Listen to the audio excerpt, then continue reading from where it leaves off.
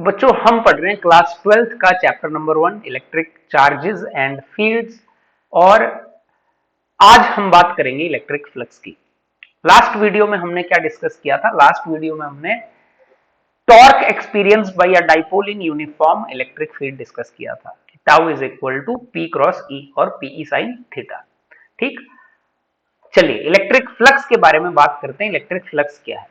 Electric flux का basic meaning बच्चों यही होता है कि अगर कोई एरिया है, कोई सरफेस है हमारे पास, उस सरफेस से कितने नंबर ऑफ फील्ड लाइंस हैं, कितने फील्ड लाइंस हैं जो परपेंडिकुलरली पास कर रहे हैं, या कितने फील्ड लाइंस हैं जो नॉर्मली पास कर रहे हैं।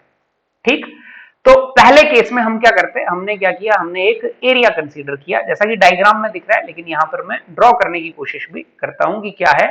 हमने एक एरिया, ऐसे हमने एक एरिया कंसीडर किया ए। ठीक, कुछ एरिया है, इस एरिया से कुछ फील्ड लाइंस पास कर रहे हैं जो बिल्कुल परपेंडिकुलरली पास कर रहे हैं। मैं एक ही यहां पे ड्रॉ कर रहा हूं, बाकी डायग्राम में आपको साफ नजर आ रहे हैं कि फील्ड लाइंस जो है वो परपेंडिकुलरली पास कर रहे हैं इस सरफेस के। क्लियर? 90 डिग्री पे।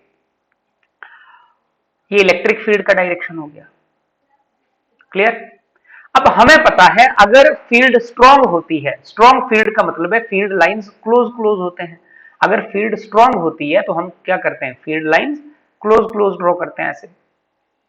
ठीक, अगर फील्ड वीक होती है तो हम फील्ड लाइंस क्या ड्रॉ करते हैं, दूर दूर ड्रॉ करते हैं। ठीक, अगर स्ट्रांग फील्ड है तो फील्ड लाइंस क्लोज क्लोज होते हैं, और वीक फील्ड है तो फील्ड लाइंस दूर दूर होते हैं। इसका मतलब है ये स्ट्रांग फील्ड है और ये वाली वीक फील्ड है। किसी एरिया से कितने number of field lines pass करेंगे ये डिपेंड करता है कि वो फील्ड स्ट्रांग है कि वीक है। जैसे मान लो हमारे पास यहीं पर कोई एरिया होता है ना, ये जैसे मैंने यहां पे ड्रॉ कर दिया, ये एक सरफेस होता है, इससे कुछ नंबर ऑफ फील्ड लाइंस निकल रहे हैं, और यही एरिया यहां पर मैं रख दूं तो इससे भी कुछ नंबर ऑफ फील्ड लाइंस निकल रहे हैं। यहां पर अगर मैं काउंट करूं तो 1 2 3 4 5 6 7 के करीब फील्ड लाइंस निकल रहे हैं इससे, और यहां पर काउंट करूं तो 3 के करीब, 3 फील्ड लाइंस निकल रहे हैं। तो माने यहां पर फ्लक्स ज्यादा है पहले केस में, और दूसरे केस में फ्लक्स क्या है, कम है। ठीक, कितने फील्ड लाइंस नॉर्मली क्रॉस करते हैं। ठीक है, चलिए अब लिखा क्या है पढ़ते हैं इसको। Electric flux, flux of an electric field through a surface. Flux किसका होता है, इलेक्ट्रिक फील्ड का फ्लक्स होता है, flux of electric field through a surface. Consider a uniform electric field, ये यूनिफॉर्म इलेक्ट्रिक फील्ड यहां पे हमने कंसीडर की है डायग्राम में। Let the field lines penetrate the surface of area A. इस सरफेस का एरिया, ये जो रेक्टेंगुलर सरफेस है इसका एरिया कितना है, A, which is perpendicular to the field, जो परपेंडिकुलर है। ये जो सरफेस है ये क्या है, बिल्कुल परपेंडिकुलर है फील्ड का, जैसा कि हम देख पा रहे हैं।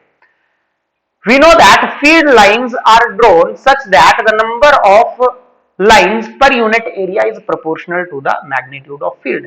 अच्छा, ये जो मैग्नीट्यूड ऑफ फील्ड होता है, इलेक्ट्रिक फील्ड का magnitude, it is directly proportional to number of field lines per unit area. ठीक, ये बिल्कुल फील्ड लाइन की प्रॉपर्टी है कि number of field lines per unit area, जैसे यहां पर ये एरिया ए है और number of field lines N है, तो number of field divided by area is proportional to field. अच्छा, अगर number of field lines per unit area यहाँ पे 7 निकल रहे हैं, माने स्ट्रॉन्ग फील्ड है, और यहाँ पर नंबर ऑफ फील्ड लाइंस 3 है डिवाइडेड बाई सेम एरिया, तो यहाँ पर फील्ड क्या है, वीक है। तो magnitude of field, this magnitude of electric field is directly proportional to number of field lines per unit area. माने यहां से हम ऐसा भी बोल सकते हैं कि ये जो नंबर ऑफ फील्ड लाइंस हैं इनको आप लिख सकते हैं क्या, नंबर ऑफ फील्ड लाइंस आपके दो चीजों पे डिपेंड करते हैं, एक तो हो गया ई और दूसरा हो गया ए। ई माने इलेक्ट्रिक फील्ड और ए माने एरिया। ठीक, ई माने इलेक्ट्रिक फील्ड और ए माने एरिया। अब हम यहां पर कंसीडर कर रहे हैं यूनिफॉर्म फील्ड। इस केस में हम क्या कंसीडर कर रहे हैं, यूनिफॉर्म इलेक्ट्रिक फील्ड। तो अगर फील्ड लाइंस परपेंडिकुलर हैं एरिया के, जैसा कि इस डायग्राम में दिख रहा है, तो सिंपली हम क्या बोलते हैं, ये जो नंबर ऑफ फील्ड लाइंस हैं ई इंटू ए, इसी चीज को हम क्या बोलते हैं, ये फ्लक्स है। ये वाली चीज क्या है हमारी, फ्लक्स। कौन सा, इलेक्ट्रिक फ्लक्स। और इसको डिनोट करते हैं फाई से। एम तो हमें पता है, नंबर, वो तो डेफिनेशन हो गई, number of field lines passing perpendicular through a area, तो इसको हम बोलते हैं क्या है, फ्लक्स। माने हम क्या लिखेंगे इसको कि ये जो फाई है, फाई इज ई इंटू ए। ये जो केस है स्पेशल, इस केस के लिए जो आगे ड्रॉ किया गया है सामने। ठीक, अगर मैं फील्ड बढ़ा देता हूं तो फ्लक्स बढ़ेगा। फील्ड बढ़ाने का मतलब है फील्ड लाइंस बिल्कुल क्लोज क्लोज होंगी, क्लोज क्लोज होंगी तो ज्यादा पास करेंगी किसी एरिया से। या तो मैं क्या करूं, इलेक्ट्रिक फील्ड बढ़ा दूं तो फ्लक्स बढ़ जाएगा, या मैं एरिया बढ़ा दूं। अगर एरिया बड़ा कर दूं तो नंबर ऑफ फील्ड लाइन ज्यादा पास करने के चांसेस हैं। तो एरिया बढ़ाने से भी दो तरीके, या तो एरिया बढ़ा दो या तो क्या करो, इलेक्ट्रिक फील्ड की वैल्यू बढ़ा दो, उसका मैग्नीट्यूड बढ़ा दो। ठीक, तो फ्लक्स हमारा आ गया। Therefore, the number of field lines is proportional to the product of E and A. वो तो हमने देख लिया, it is proportional to the product of E and A. This is a measure of electric flux. ये क्या है, electric flux का major. Clear, बिल्कुल सिंपल सी बात। If the surface under consideration is not perpendicular, अब इस केस में ये जो डायग्राम है यहां पर तो साफ साफ नजर आ रहा है कि सरफेस और इलेक्ट्रिक फील्ड लाइंस के आपस में परपेंडिकुलर है। अगर ये आपस में परपेंडिकुलर ना हो, लेट्स से हमारे पास ये सरफेस है, ठीक है, लेट्स से ये क्या है, हमारा सरफेस है,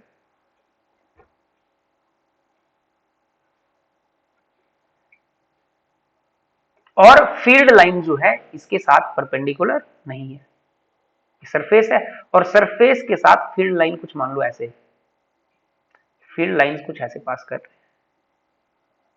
अब मैंने अभी एक ही बनाई है, दो भी हो सकते हैं, तीन भी हो सकते हैं, चार भी, कितने भी हो सकते हैं, ये लोग एक और बना दी। तो ऐसे फील्ड लाइंस कुछ पास कर रहे हैं किसी एंगल पे, बिल्कुल परपेंडिकुलरली पास नहीं कर रहे।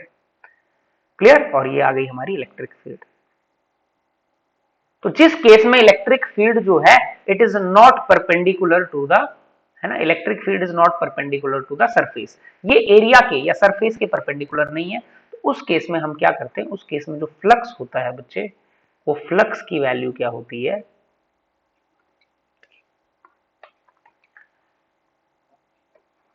फ्लक्स की वैल्यू होती है ई A cos theta, E A cos theta. अभी समझेंगे क्या है ये ई ए कॉस थीटा। या इसको हम कैसे लिखते हैं, या हम लिखते हैं इसको शॉर्ट में flux is equal to cos theta वाला प्रोडक्ट आप सबको पता है, डॉट प्रोडक्ट होता है तो ई डॉट ए, तो ये फ्लक्स क्या आ गया, ई डॉट ए। ठीक, ये हमने लिख लिया, ऐसे भी हम इसको लिखते हैं ई डॉट ए और ई ए कॉस थीटा। अब कॉस थीटा क्या है, देखिए इलेक्ट्रिक फील्ड है हमारे पास, एरिया जो है, एरिया के आप क्या करो, एरिया का परपेंडिकुलर, एरिया के परपेंडिकुलर को बोलते हैं एरिया वेक्टर, एरिया के परपेंडिकुलर को क्या कहते हैं, एरिया वेक्टर। नॉर्मल जो है इस सरफेस के लिए, नॉर्मल तो बच्चों ये आएगा नॉर्मल, है ना, इसको एन कैप भी आप लिख सकते हो, या सिंपली आप क्या लिखो, इसको ए वेक्टर लिखो, ए एन कैप भी लिखते हैं, कुछ बुक्स में ऐसे लिखा होता है। ठीक है, देखिए कुछ बुक्स में लिखा होता है सिंपली एरिया वेक्टर, और कई बार इसको ऐसा भी लिख देते हैं, एरिया वेक्टर में साइड में लिख देता हूं, एरिया वेक्टर को लिखा होता है A into N cap. N cap आपको पता है यूनिट वेक्टर होता है डायरेक्शन के लिए, तो एन कैप क्या बता रहा है, डायरेक्शन बता रहा है, और ए क्या है, मैग्नीट्यूड, ए माने एरिया कितना है, तो सीधा ए वेक्टर लिख दो तो माने एरिया वेक्टर। इस एरिया वेक्टर, ये एरिया वेक्टर क्या होता है, सरफेस के नॉर्मल, सरफेस के परपेंडिकुलर। अब जैसे हमारे पास ये सरफेस है तो इसके लिए एरिया वेक्टर क्या होगा, इसके परपेंडिकुलर, या तो इधर को बना लो या तो इधर को। ठीक है, तो एरिया वेक्टर माने सरफेस का नॉर्मल। ठीक, सरफेस का नॉर्मल जो फील्ड की तरफ को है उसके साथ जो एंगल बन रहा है उसको बोलते हैं थीटा। तो कौन है थीटा, थीटा जो है यहां पर, ये हमें समझना है कि ये जो थीटा है, थीटा हमारा एंगल है, थीटा क्या है, थीटा है एंगल किस किस के बीच का, angle between electric field vector and area vector. Area vector क्या है, एक सरफेस के परपेंडिकुलर, सरफेस के परपेंडिकुलर एक वेक्टर है। कैसे इसको कंसीडर करते हैं आगे हम पढ़ेंगे, ओपन सरफेस के लिए, क्लोज सरफेस के लिए, अभी समझ लो ये एरिया वेक्टर है। ठीक, अब जो फील्ड लाइंस हैं, अगर सरफेस परपेंडिकुलर नहीं होता है तो वो इस बात पे भी डिपेंड करता है कि सरफेस का एंगल कितना है, तो उससे कितने फील्ड लाइन पास करेंगे। जैसे फॉर एग्जांपल हमारे पास क्या है, यहां पर एग्जांपल के थ्रू समझते हैं, लेट्स से रेन है, ऊपर से क्या है, ये रेन है, बारिश हो रही है, और नीचे क्या है, ये बकेट है, ये कोई बकेट है। ठीक, अब इस बकेट को अगर ऐसे रखेंगे तो इसके अंदर मैक्सिमम रेन जाएगी, इसके जल्दी भरने के चांसेस हैं। ये रेन क्या है समझ लो, ये इलेक्ट्रिक फील्ड लाइंस है और ये सरफेस एरिया ऊपर, तो इसमें क्या होंगे, मैक्सिमम वाटर जाएगा, इसके फिल होने के चांसेस जल्दी हैं। अगर रेन मान लो ऐसे ही हो रही थी ऊपर से वर्टिकली, और हमने क्या कर दिया, बकेट को थोड़ा ऐसे रख दिया, ये थोड़ा तिरछा करके, ठीक ऐसे, तो अब इसके फिल होने के, अब ये स्लो फिल होगी, इसके फिल मतलब फिल हो जाएगी लेकिन स्लोली फिल होगी, क्यों, क्योंकि उतना अमाउंट वाटर का नहीं जाएगा जितना इसको ऐसे वर्टिकली रखने पे जाएगा। अगर मैं क्या करूं, इस बकेट को ऐसे रखूं ये, और ऐसे रेन आ रही है, तो अब ये फिल नहीं होगी, अब तो इसके अंदर पानी जाएगा ही नहीं। तो इसका मतलब है बच्चे मैक्सिमम फ्लक्स, जो पहला केस है ये क्या है, मैक्सिमम फ्लक्स, जब सरफेस के, जब ये जो सरफेस है लाइंस इस पे परपेंडिकुलर आते हैं, जैसा कि पहला केस था, ये मैक्सिमम फ्लक्स है। जब कुछ एंगल बनेगा तो भी कुछ ना कुछ फ्लक्स आएगा, कुछ तो पानी अंदर जाएगा। जब पैरेलल हो गया बिल्कुल, देखो सरफेस और फील्ड बिल्कुल पैरेलल हो गए, तो इसके अंदर तो पानी जाएगा ही नहीं, इसका मतलब होता है जीरो फ्लक्स। ये क्या है, जीरो फ्लक्स। तो माने फ्लक्स कितना होगा ये इस बात पे भी डिपेंड करता है कि ये जो सरफेस अंडर कंसीडरेशन है इसका एंगल कितना है, ये किस ओरिएंटेशन से रखा गया है। हमें चाहिए फ्लक्स का मतलब क्या है कि number of field lines passing perpendicularly through a surface. तो जो परपेंडिकुलर कंपोनेंट होगा फील्ड का वही कंट्रीब्यूट करेगा किसमें, फ्लक्स में। अब जैसे ये इलेक्ट्रिक फील्ड है, इस इलेक्ट्रिक फील्ड को अगर आप दो कंपोनेंट में रिजॉल्व कर लो, अगर इस इलेक्ट्रिक फील्ड को मैं यहां पे साइड में देखो ऐसे है इलेक्ट्रिक फील्ड, इलेक्ट्रिक फील्ड को मैं एक कंपोनेंट ये रिजॉल्व करता हूं, ये थीटा है, तो ए के अलोंग इसका कंपोनेंट आ जाएगा ई कॉस थीटा, और एक वर्टिकल कंपोनेंट आ जाएगा इसका क्या, ई साइन थीटा। अब जो ई साइन थीटा वाला कंपोनेंट है बच्चों, इस ई साइन थीटा वाले कंपोनेंट का फ्लक्स में कोई रोल नहीं है। क्या ये एरिया को पेनिट्रेट कर पाएगा, ये जो नीचे वाला कंपोनेंट आएगा इलेक्ट्रिक फील्ड का, इलेक्ट्रिक फील्ड को अगर यहां पर मैं रिजॉल्व कर दूं नीचे की तरफ आएगा ऐसे ई कॉस थीटा, और हॉरिजॉन्टल की तरफ क्या जाएगा, इधर की तरफ एक कंपोनेंट, ये क्या होगा ई सॉरी नीचे की तरफ साइन थीटा, नीचे की तरफ क्या कंपोनेंट, ई साइन थीटा, ठीक, ई साइन थीटा, और इधर cos theta, E cos theta. Resolution आप सबको आता है, थीटा की तरफ कॉस लगाते हैं। अब ये जो ई कॉस थीटा है देखो यही तो पेनिट्रेट कर रहा है सरफेस को, तो माने फ्लक्स में कंट्रीब्यूशन कॉस थीटा का है, और साइन थीटा का तो कोई कंट्रीब्यूशन नहीं है, वो तो पेनिट्रेट नहीं कर रहा है, वो अलोंग द सरफेस है, तो इसीलिए कॉस थीटा। जब 90 था, जब क्या था, ये जब बिल्कुल परपेंडिकुलरली था तो तब तो रिजॉल्व करने की जरूरत ही नहीं थी, ठीक। तो हमारे पास फ्लक्स का फॉर्मूला क्या आ गया, ई ए कॉस थीटा, और थीटा क्या है, theta is the angle between, theta is the angle between electric field and area vector. Clear, और आपको इस एग्जांपल से समझ आना चाहिए कि कैसे फ्लक्स वेरी करता है। वर्टिकल रखेंगे बिल्कुल ऐसे पेनिट्रेट करेगा पूरा, तो क्या है ये मैक्सिमम फ्लक्स है, टिल्ट कर देंगे तो थोड़ा कम हो गया, और बिल्कुल अगर पैरेलल चले फील्ड और सरफेस तो माने फ्लक्स जीरो, ठीक। चलिए अब क्या करते हैं, आगे पढ़ते हैं, आगे क्या है, general formula for flux through a surface. अभी तक हम क्या मान रहे थे कि फील्ड हमारी यूनिफॉर्म है, इलेक्ट्रिक फील्ड को हम क्या मान रहे हैं कि फील्ड हमारी क्या है, यूनिफॉर्म, पर जरूरी थोड़ी है फील्ड यूनिफॉर्म हो, फील्ड तो नॉन यूनिफॉर्म भी हो सकती है। तो जो जनरल फॉर्मूला है बच्चों, अगर हमारे पास कोई सरफेस होता है, आपको पता है जब भी नॉन यूनिफॉर्म चीज होती है तो इंटीग्रेशन हम यूज करते हैं, तो अगर कोई नॉन यूनिफॉर्म फील्ड है तो हम उसके लिए क्या करेंगे, छोटा सा सरफेस कंसीडर करेंगे, है ना। नॉन यूनिफॉर्म फील्ड है तो हम क्या करेंगे, छोटा सा सरफेस कंसीडर करेंगे, और छोटे से सरफेस के लिए क्या होगा, छोटा सा फ्लक्स डी फाई, और डी फाई को हम क्या लिखेंगे, E dot D A, E dot D A, ठीक, या हम ऐसे लिख लेंगे E D A cos theta, ठीक। अगर हमारे पास फील्ड नॉन यूनिफॉर्म है या सरफेस किसी और तरह का है तो हम क्या करते हैं, एक छोटा सा एलिमेंट कंसीडर करते हैं, और ये जो छोटा सा एलिमेंट है इसका एरिया वेक्टर लगाएंगे डी ए वेक्टर, और फील्ड को देखेंगे, मान लो फील्ड कुछ ऐसे है ई, छोटे से एलिमेंट को कंसीडर करने का मतलब है छोटे से एलिमेंट पे फील्ड हम यूनिफॉर्म मान सकते हैं, ठीक। तो ये क्या आ गया, E D A cos theta. अब अगर हमें कंप्लीट फ्लक्स निकालना है, क्या निकालना है, कंप्लीट फ्लक्स निकालना है, तो क्या करेंगे, इंटीग्रेट कर देंगे, तो या तो ऐसे लिखो इंटीग्रेशन ई डॉट dA, या क्या लिखो integration E dA cos theta. अब अकॉर्डिंगली हम क्या करेंगे, जो भी हमें इंटीग्रेट करने को फंक्शन दिया होगा उस हिसाब से हम क्या करेंगे, इंटीग्रेट कर लेंगे। अगर फील्ड यूनिफॉर्म हुई तो आपको पता है कांस्टेंट को तो हम क्या करते हैं, इंटीग्रेशन से बाहर निकाल लेते हैं, तब हम वैसे इंटीग्रेट करेंगे, कांस्टेंट को बाहर निकाल लेंगे। ठीक, तो आई होप ये आपको समझ आ गया होगा कि जनरल फॉर्मूला मतलब अगर फील्ड नॉन यूनिफॉर्म भी होगी तो हम इंटीग्रेशन का यूज करेंगे, पहले एक स्मॉल एलिमेंट के लिए एक्सप्रेशन लिखेंगे फिर उसका इंटीग्रेशन कर देंगे। ठीक, चलिए नेक्स्ट क्या है, when flux through a closed surface is required we use a small circular sign on the integration symbol।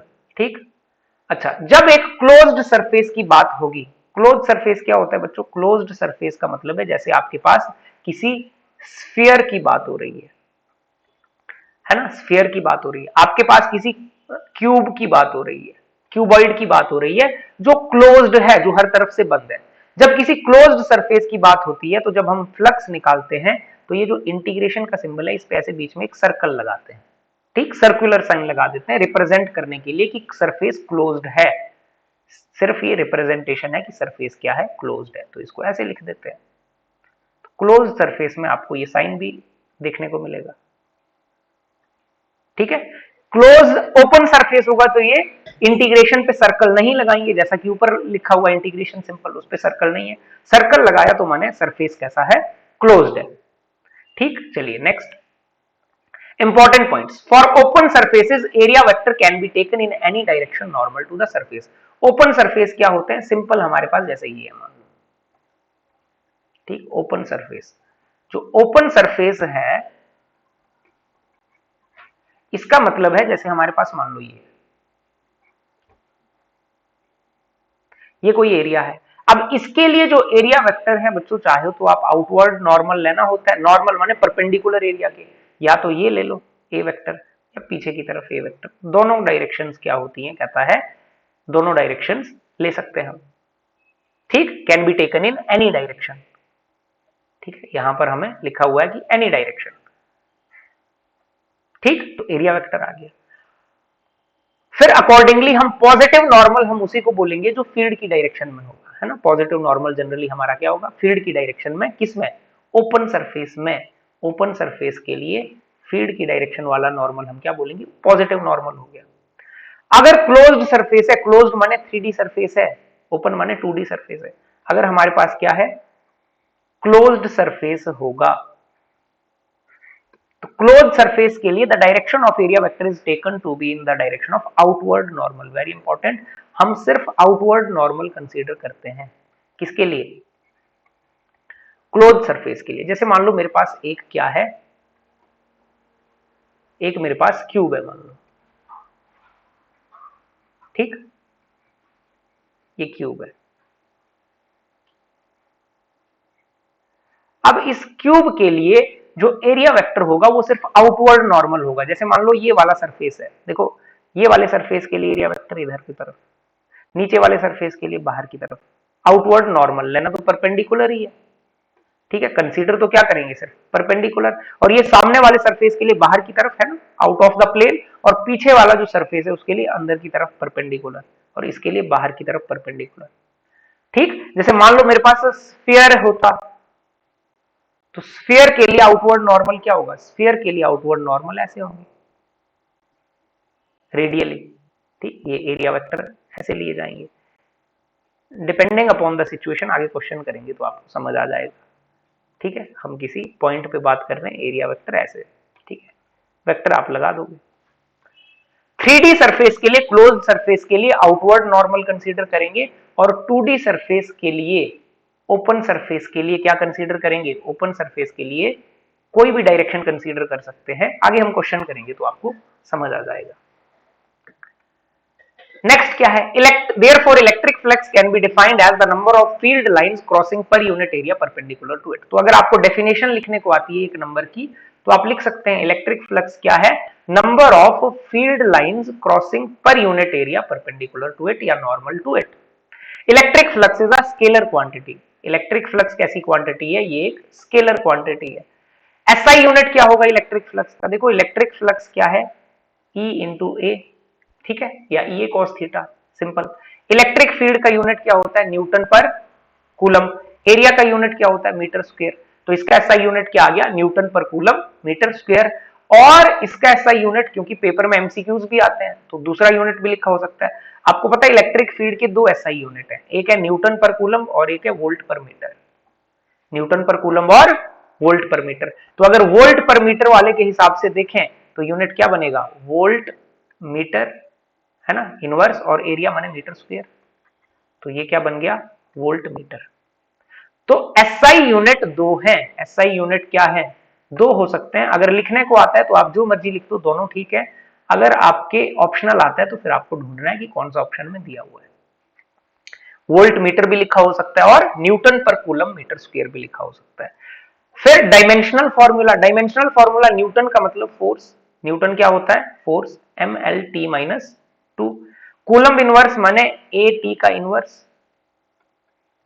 Metre square माने लेंथ का स्क्वायर। तो इसको आप सॉल्व करोगे, सिंप्लीफाई करोगे, M L T minus two A inverse T inverse L square, ठीक। और इसको आगे और सिंप्लीफाई करोगे तो M L L square L cube T square T minus one T minus three और ए इनवर्स। तो ये इसका बन जाना चाहिए डायमेंशनल फॉर्मूला, ठीक। M L cube T minus three A inverse. तो आपको एक नंबर का कई बार डायमेंशनल फॉर्मूला और यूनिट भी पूछ लेता है इलेक्ट्रिक फ्लक्स का। नेक्स्ट हमारे पास क्या है, नेक्स्ट हमारे पास अब इस फ्लक्स का जो हमने कॉन्सेप्ट सीखा, इसका क्वेश्चंस में कैसे यूज करना है। देखो हमारे पास कुछ क्वेश्चंस दिए हुए हैं। Consider the following three cases of uniform field, calculate the flux through the surface in each case. Her case में हमें फ्लक्स कैलकुलेट करना है। पहले में देखो जो फील्ड लाइंस हैं, एक सर्कुलर डिस्क है और उस सर्कुलर डिस्क के, ये सर्कुलर डिस्क आपको नजर आ रही है, ठीक है। ये जो सर्कुलर डिस्क है, इस सर्कुलर डिस्क के बिल्कुल परपेंडिकुलरली पेनिट्रेट हो रहे हैं। क्योंकि ये 2D बॉडी है, ओपन सरफेस है, तो एरिया वेक्टर क्या लेंगे, एरिया वेक्टर लेते हैं आउटवर्ड नॉर्मल, है ना, और ऊपर की तरफ पॉजिटिव नॉर्मल आएगा। एरिया वेक्टर क्या होगा, ठीक है, एरिया वेक्टर कंसीडर करते हैं। तो एरिया वेक्टर हर बच्चे को पता है कि एरिया वेक्टर माने जो भी एरिया है, इसका कुछ एरिया होगा इस डिस्क का, और इसका बिल्कुल आउटवर्ड नॉर्मल ऊपर की तरफ ये आएगा एरिया वेक्टर, ठीक। तो यहां पर जो थीटा है, थीटा कितना है, माने एरिया वेक्टर और इलेक्ट्रिक फील्ड आपस में पैरेलल है, तो थीटा कितना है, 0 डिग्री। तो अगर मैं फ्लक्स निकालूंगा, फ्लक्स क्या होता है, ये यूनिफॉर्म फील्ड है, हर केस में क्या दी हुई है, यूनिफॉर्म फील्ड हमें दी हुई है।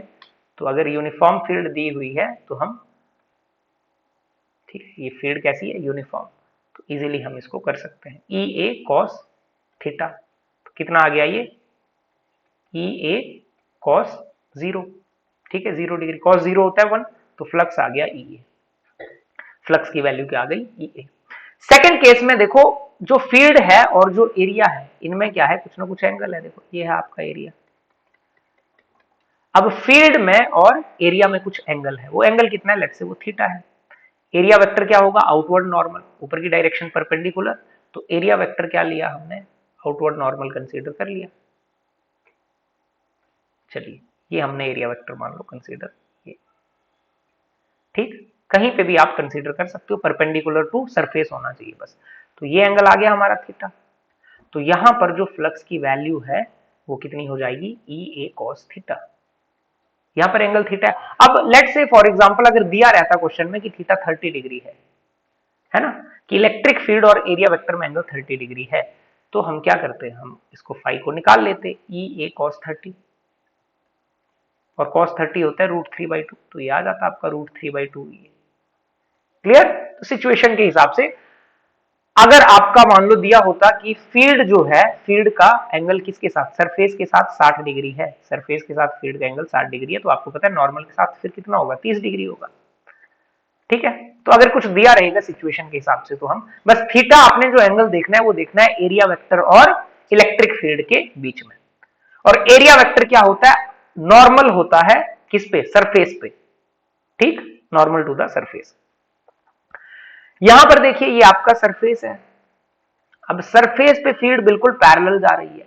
अगर आप एरिया वेक्टर कंसीडर करोगे तो एरिया वेक्टर तो आएगा कुछ ऐसे परपेंडिकुलर, ये तो यहां पर एरिया वेक्टर और इलेक्ट्रिक फील्ड के बीच में जो एंगल है वो कितना बन रहा है, 90 डिग्री।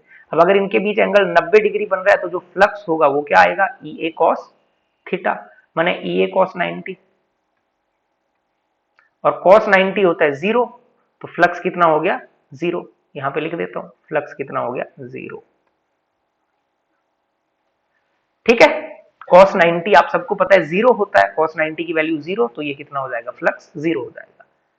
ठीक, तो जब फील्ड लाइंस बिल्कुल सरफेस पे पैरेलल चल रही हैं तो कोई भी फ्लक्स नहीं होता है। मैंने आपको ऊपर एग्जांपल भी दिया था बकेट वाला। ठीक, चलिए ये हो गया। नेक्स्ट हमारा सेकंड क्या है क्वेश्चन, कंसीडर, ये एनसीईआरटी का क्वेश्चन है आपकी। ठीक है, NCERT, consider a uniform electric field E is equal to 3 into 10 raise to power 3 I cap newton per coulomb. I cap माने फील्ड एक्स डायरेक्शन में है, फील्ड कहां है, फील्ड हमारी एक्स डायरेक्शन में है। What is the flux of this field through a square of 10 centimeter on a side whose plane is parallel to the yz plane। अब आपको पता है कि हमारे कोऑर्डिनेट जो सिस्टम है ये, ठीक, ये सिस्टम में हमारा x y z, फील्ड हमारी आई कैप है, देखो आई कैप लगा है माने फील्ड एक्स डायरेक्शन में है। फील्ड किस डायरेक्शन में, फील्ड तो इधर है। ये बात सबको समझ आ गई। जो हमारा स्क्वायर है ये वाई जेड प्लेन में है, तो वाई और जेड प्लेन में समझ लो ऐसे कुछ है। ठीक है, वाई जेड प्लेन में बनाने की कोशिश करते हैं, तो वाई जेड प्लेन में आप समझ सकते हैं ऐसे कुछ है। ठीक है, ये है स्क्वायर, ये वाई जेड प्लेन में। ठीक है, अब इसका अगर मैं नॉर्मल बनाऊंगा, इसका मैं एरिया वेक्टर बनाऊंगा, परपेंडिकुलर बनाऊंगा, तो पॉजिटिव डायरेक्शन में पॉजिटिव नॉर्मल क्या आएगा, इसका इधर की तरफ आएगा एरिया वेक्टर। ठीक है, इसके परपेंडिकुलर आएगा एरिया वेक्टर। साइड कितनी है, 10 सेंटीमीटर की साइड है, तो एरिया निकाल सकते हैं, एरिया का मैग्नीट्यूड माने वैल्यू निकालनी है, तो ये कितनी आएगी 10 सेंटीमीटर इंटू 10 सेंटीमीटर माने कितनी 100 सेंटीमीटर स्क्वायर। पर हमें पता है हम वैल्यू किस में यूज करते हैं, एसआई यूनिट में यूज करते हैं, तो ये कितनी आ जाएगी, सॉरी 100 आना था, हमने क्या लिख दिया 10 लिख दिया, ये है 100 सेंटीमीटर स्क्वायर। और हमें पता है हम इस वैल्यू को जब यूज करेंगे, सेंटीमीटर स्क्वायर का मतलब होता है 10 की पावर -4 मीटर स्क्वायर। ठीक, तो ये वैल्यू कितनी आ गई 10 की पावर -2 मीटर स्क्वायर, तो एरिया हमारे पास आ गया। ठीक है, एरिया वेक्टर और थीटा हमें साफ साफ नजर आ रहा है, थीटा कितना है 0, एरिया वेक्टर और इलेक्ट्रिक फील्ड में थीटा कितना है 0। ठीक, चलिए थीटा 0 आ गया, तो फ्लक्स हमें निकालना है। फ्लक्स कितना आ गया इस फील्ड का, फ्लक्स होता है ई ए कॉस थीटा, ये कितना आ गया, ई कितना है 3 into 10 raise to power 3 into A 10 की power -2 into cos theta, cos zero होता है 1, तो ये कितना आ गया 3 इंटू 10। ठीक, और फ्लक्स का यूनिट तो हमने देख ही लिया क्या होता है, Newton per coulomb metre square, माने 30 Newton per coulomb metre square. ठीक, तो ये फ्लक्स की वैल्यू आ गई। सिंपली आपने क्या करना है, फॉर्मूला लगाना है, ये आपको बिल्कुल आसानी से समझ आ जाएगा। नेक्स्ट क्या, what is the flux through the same square, ये ए पार्ट था, देखिए ये क्या था आपका ए पार्ट। अब बी पार्ट क्या है, what is the flux through the same square if the normal to its plane makes 60 degree with the X axis. X axis की डायरेक्शन ही तो फील्ड की डायरेक्शन है। अगर एक्स एक्सिस के साथ नॉर्मल जो है, नॉर्मल माने एरिया वेक्टर, नॉर्मल माने क्या, नॉर्मल ही तो होता है एरिया वेक्टर, माने अगर नॉर्मल एक्स एक्सिस के साथ 60 डिग्री एंगल बना रहा है तो नॉर्मल ही क्या होता है, एरिया वेक्टर। एरिया वेक्टर और फील्ड कहां है, एक्स एक्सिस में, क्यों, क्योंकि आई कैप है, आई कैप माने एक्स एक्सिस। तो फील्ड और सेकंड केस में बस इतना ही दिया है कि थीटा आपका 60 डिग्री है, फील्ड और एरिया वेक्टर में एंगल 60 डिग्री। तो सेकंड केस में इलेक्ट्रिक फील्ड क्या आ जाएगी, सॉरी इलेक्ट्रिक फील्ड नहीं, इलेक्ट्रिक फ्लक्स क्या आ जाएगा, इलेक्ट्रिक फ्लक्स की जो वैल्यू है वो आ जाएगी आपकी ई ए कॉस थीटा, और ये क्या आ जाएगी, ई कितना है 3 इंटू 10 की पावर 3, ए कितना है 10 की पावर -2 और कॉस 60। अभी cos 60 सबको पता है कितना होता है, 3 इंटू 10 इंटू cos 60 होता है 1/2। ठीक, तो ये कितना आ गया 15, तो ये आ गया 15 Newton per coulomb metre square. ठीक, तो ये आपका दूसरा क्वेश्चन हो गया। इस तरह से आप कर सकते हो, और भी कुछ क्वेश्चन हो सकता है। नेक्स्ट आ गया आपके पास, a charge q is placed at the centre of a sphere taking outward normal as positive, find the flux of the electric field through the surface of the sphere due to enclosed charge. कहता है हमारे पास क्या है, हमारे पास एक sphere है। चलो, हमारे पास एक स्फीयर है,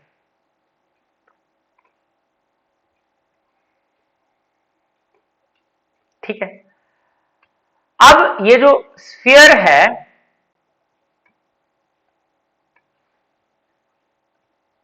इस स्फीयर से, ये जो स्फीयर है हमारे पास एक स्फीयर है, इसके सेंटर पे क्या है, कहता है इसके सेंटर पे एक चार्ज है Q। ठीक, अब आपको पता है Q चार्ज से फील्ड निकलती है रेडियली आउटवर्ड। हर बच्चे को पता है Q चार्ज से फील्ड क्या निकलती है, रेडियली। आपने पता है ना, एक पॉजिटिव चार्ज से फील्ड लाइंस कैसे होते हैं, बाहर की तरफ। पॉजिटिव चार्ज है, कुछ नहीं बोला तो पॉजिटिव ही मानते हैं, उससे फील्ड लाइंस क्या होते हैं, रेडिएट होते हैं बाहर की तरफ, तो इससे आउटवर्ड फील्ड निकलेगी।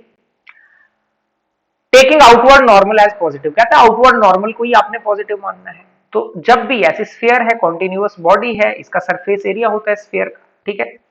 हमने क्या किया, स्फीयर पे एक छोटा सा यहां पर एलिमेंट कंसीडर किया, छोटा सा एरिया, छोटा सा एरिया क्या कंसीडर किया, डीए। ठीक, इस डीए पे नॉर्मल क्या, outward normal is taken as positive, तो हम क्या करेंगे, बाहर वाला नॉर्मल कंसीडर करेंगे। तो बाहर वाला नॉर्मल हमने कंसीडर कर लिया पॉजिटिव, ये। ठीक, तो ये आ जाएगा डीए वेक्टर। एक छोटा सा एरिया कंसीडर किया, उसका आउटवर्ड नॉर्मल क्या लिख लिया हमने, पॉजिटिव। अब इलेक्ट्रिक फील्ड आपको पता है पॉजिटिव चार्ज से रेडिएट होती है बाहर की तरफ, तो इस छोटे से एरिया पे जो इलेक्ट्रिक फील्ड होगी वो भी बाहर की तरफ ही होगी, ऐसे ही होगी इलेक्ट्रिक फील्ड वेक्टर। हर कहीं अगर ये एरिया आप यहां कंसीडर करते, इधर इस साइड कंसीडर करते, तो डीए वेक्टर आपका आता कुछ बाहर की तरफ, तो फील्ड भी इधर की तरफ, रेडियली आउटवर्ड। ठीक, तो उसमें कोई कहीं भी आप एलिमेंट कंसीडर कर सकते हो। अब थीटा कितना आ गया, देखते हैं क्या क्या इंफॉर्मेशन है। देखो थीटा कितना आ गया, थीटा आपके पास आ गया यहां पर इस केस में 0।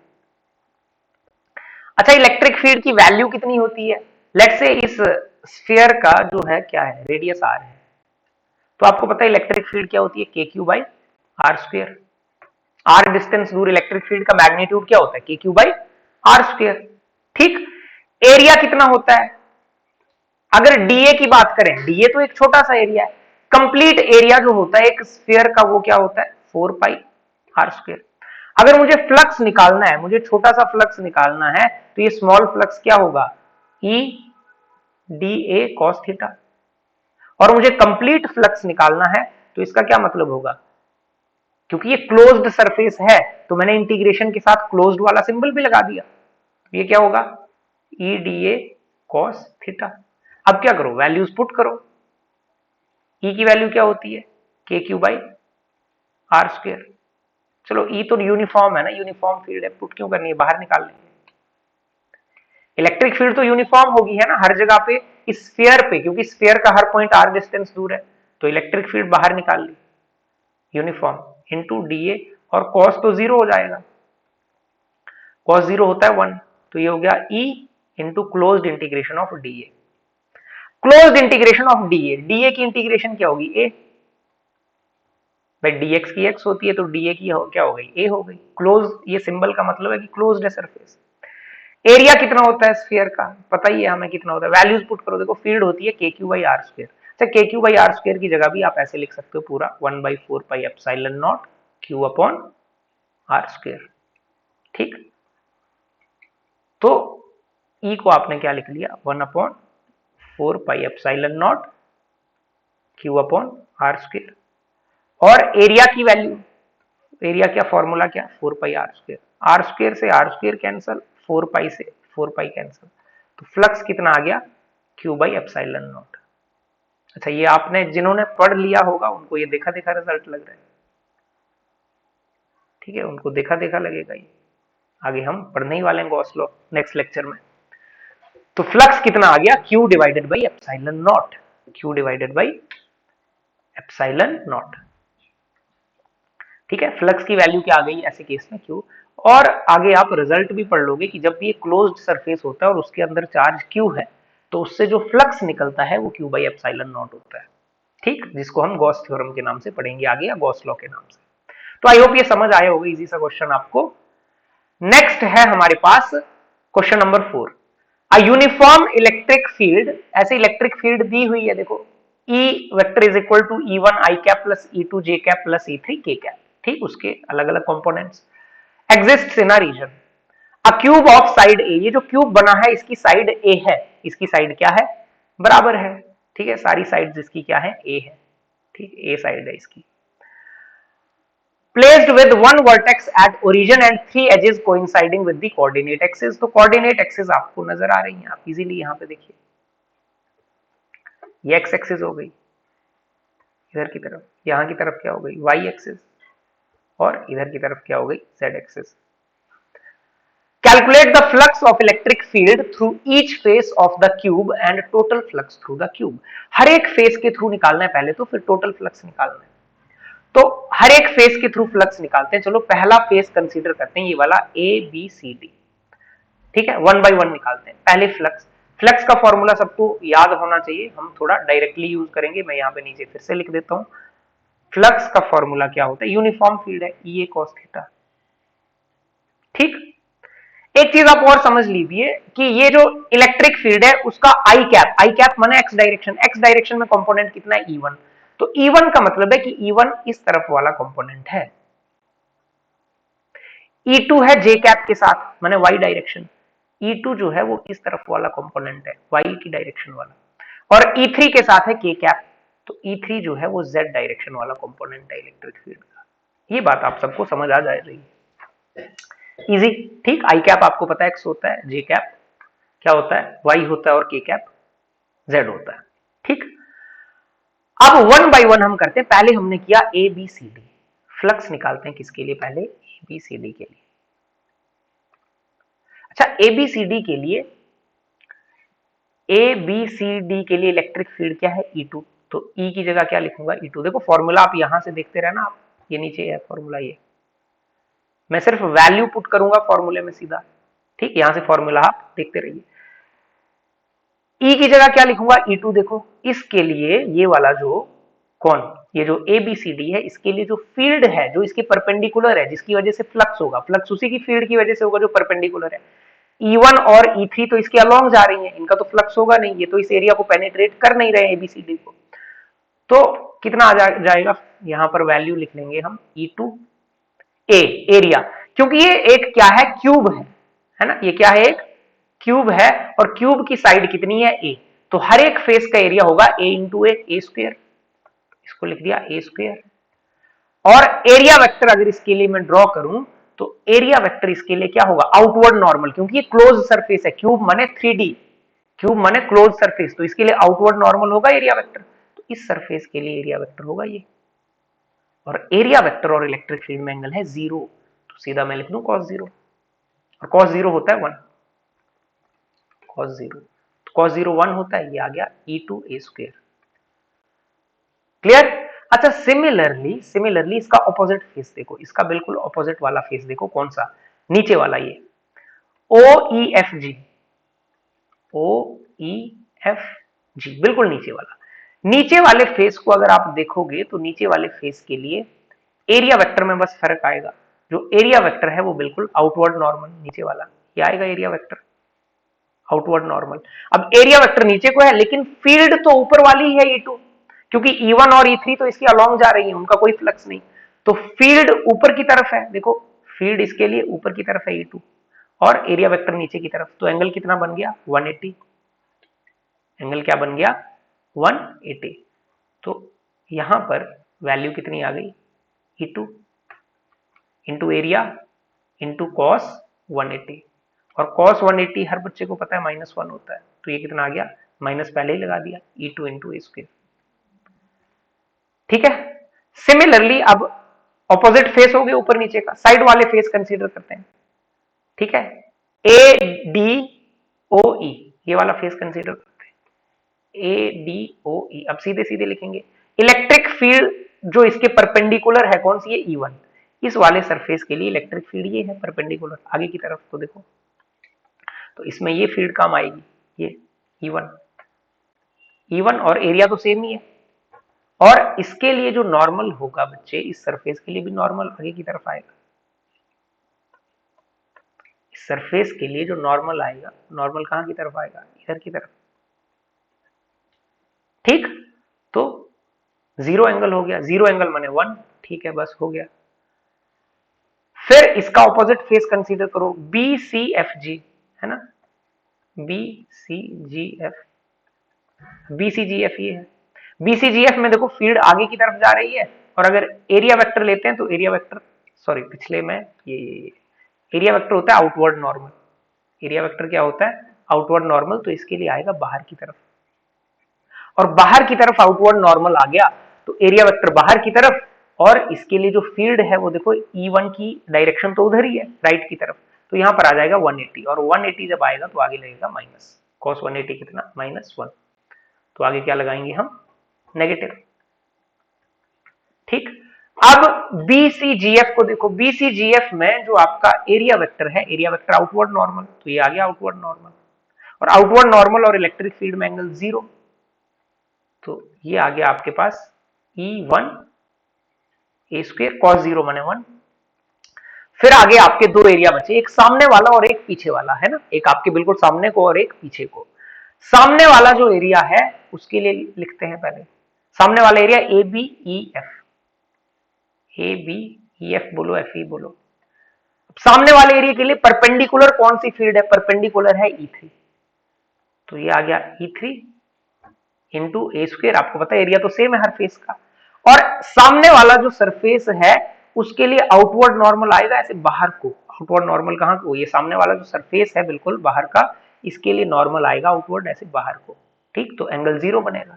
ठीक है, फिर पीछे वाला जो सरफेस है बिल्कुल ये पीछे DCGO, DCGO, इस सरफेस के लिए भी इलेक्ट्रिक फील्ड तो है E3 और एरिया तो ए स्क्वायर, लेकिन इस सरफेस का जो नॉर्मल बनेगा ना, नॉर्मल आउटवर्ड नॉर्मल, वो बनेगा पीछे को कहीं, बिल्कुल पीछे नॉर्मली, है ना, बैक साइड जो पीछे वाली दीवार है, तो ये आएगा -1 cos 180, cos 180 होता है -1, क्यों, क्योंकि एरिया वेक्टर और इलेक्ट्रिक फील्ड ऑपोजिट डायरेक्शन में, तो ये कितना आ गया -E3 a स्क्वायर।